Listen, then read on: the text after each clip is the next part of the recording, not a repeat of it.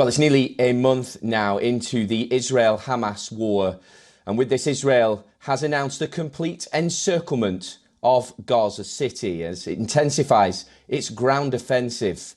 The fears of a war spillover are also fast becoming a reality. Tensions are escalating on other fronts.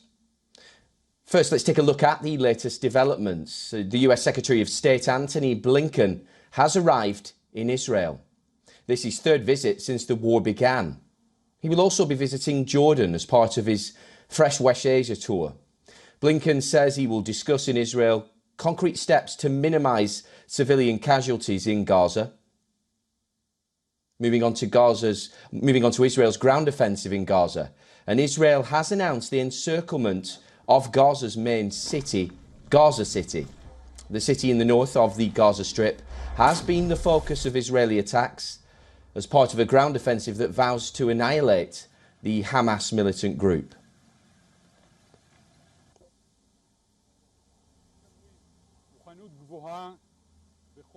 Israel's military chief has said on Thursday that Israeli soldiers have been operating in Gaza City for the past few days and encircling it from several directions.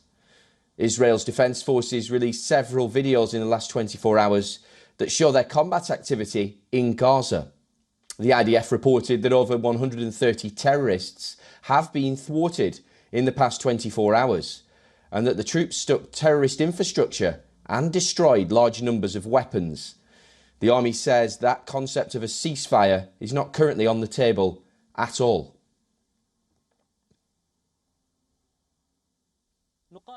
As Israel encircles Gaza City, Hamas's military wing has threatened in an audio address that Gaza would be a curse for Israel and has warned that its invading soldiers would go home, quote, in black bags.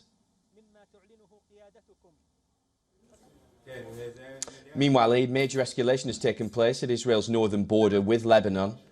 The Lebanon-based militant group Hezbollah said it attacked 19 Israeli positions along the border simultaneously on Thursday, while the military wing of Hamas also said it fired 12 rockets from Lebanon toward the northern Israeli town of Kiryat Shmona. These visuals on your screen are from the northern Israeli town, and they show the scope of destruction there. The IDF has also released footage that shows it striking targets in southern Lebanon in retaliation to militant fire. The military said warplanes and helicopters attacked targets belonging to Hezbollah, including military headquarters, rocket launching positions and munitions warehouses. The latest escalation on the border comes ahead of a scheduled speech of the Hezbollah chief later today. Meanwhile, the US National Security spokesperson said that there is no indication that Hezbollah is ready to go in full force. And as per reports, the US has also said that it has intelligence showing Russia's Wagner group may send air defense systems to Hezbollah. The system in question is the SA-22, which uses anti-aircraft missiles and air defense guns to intercept aircraft. Washington hasn't confirmed that the system has been sent, but it is monitoring discussions involving Wagner and Hezbollah, as per officials. Meanwhile, in Gaza itself, Israeli strikes hit another refugee camp. At least 15 people have been reportedly killed after an Israeli strike at a residential building in the Burej refugee camp in central Gaza. Hamas has also released a video that claims to show an attack on an Israeli tank in Gaza. The video shows a man creeping up to the side of the tank and placing an apparent explosive device on it. Meanwhile, clashes have also erupted in the West Bank since the war began. Videos have emerged showing the latest events of violence. 2 Palestinians are reportedly killed from Israeli airstrikes in the city of Jenin. And the visuals on your screen are reportedly of the Israeli airstrikes. However, WION cannot verify the footage at this stage.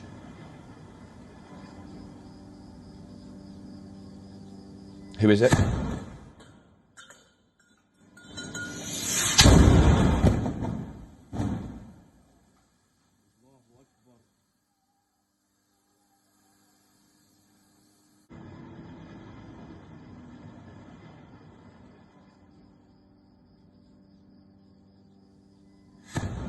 Right, well, for more on this, we're joined by our correspondent, Jodie Cohen, joining us live from Rana.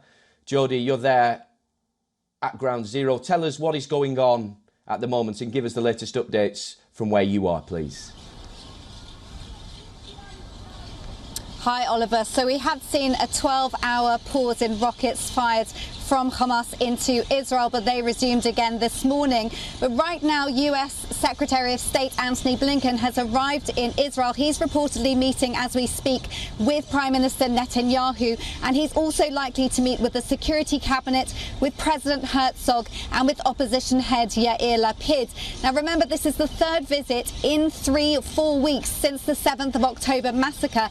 In his past visits, he's expressed support for Israel dismantling Hamas, which he said threatens Israeli civilians and Palestinian civilians, who he says Hamas uses as human shields. Now, in this trip, it's thought that he's likely to discuss temporary and localized humanitarian pauses. Now, President Biden supports these to help more civilians move from North Gaza to southern Gaza and to increase the flow of humanitarian aid. And he reportedly believes that a pause could also help facilitate the release of hostages. Remember, more than 240 people are being held in Gaza, 30 of whom are children and babies, with the youngest being just 9 months old. And these hostages reportedly include 10 Americans too. Now, we've heard a statement previously from Prime Minister Netanyahu that he believes that military pressure on Hamas is actually the best chance of releasing the hostages. And there's concern in Israel that pauses could allow Hamas to regroup militarily. Now, President Biden is against some calls for a ceasefire because he believes that that would enable Hamas to repeat the massacres that we saw on the 7th of October when 1,400 people were killed in one day by Hamas. And it also follows a Hamas official saying that the group aims to repeat that massacre. And an IDF spokesperson has said that a ceasefire is not on the table. And Jodie, of course, this is Blinken's third visit to the region. What is he particularly trying to achieve on this visit? So he's going from Israel, and afterwards he's going to be doing a tour of West Asia and ending up in India.